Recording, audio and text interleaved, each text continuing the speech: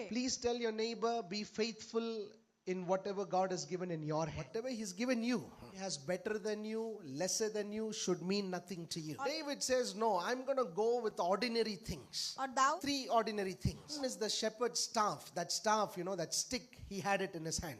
Then he had a sling. He had 5 smooth stones. This is what he was good with. Because he was the best in these things, he took only that. क्योंकि- There was one problem. None of these things looked impressive. Everybody would say, this is not so great. The armor of Saul, that looks very impressive. Like- The blue and the golden and the way it looks, it looks so royal.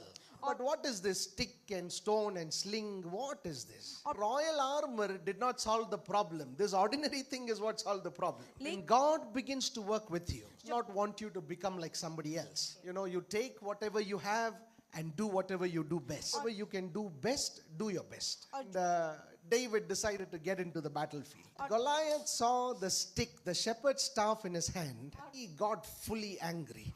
He said, am I a dog that you've come to me with stick? But, David is not trying to embarrass him. This is what he can work with well. And so there is a whole conversation that happens between both of them. Till now, there is no guarantee David will win the battle. Yet, the words of David shows his state of faith. It says the battle belongs to the Lord. So I am coming into the battlefield. Still, the battle belongs to God. If I get victory, it comes from God. Since we have a covenant with God, God will surely give me the victory. And so he comes telling the Lord will today hand you over into my hand. And then David slings and throws the stone. The stone hit. Goliath didn't fall back, he fell face front. David runs and comes, lands upon that Philistine, moves his own sword, cuts off the head.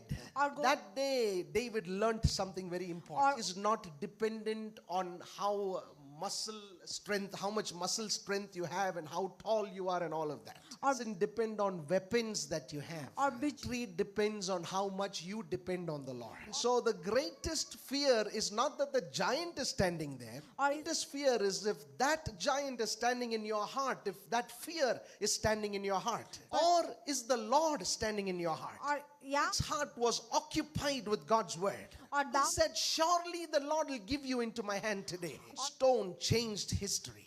As David had the victory, the people in the army who were afraid till then, all of them, they took their sword and started chasing the Philistines.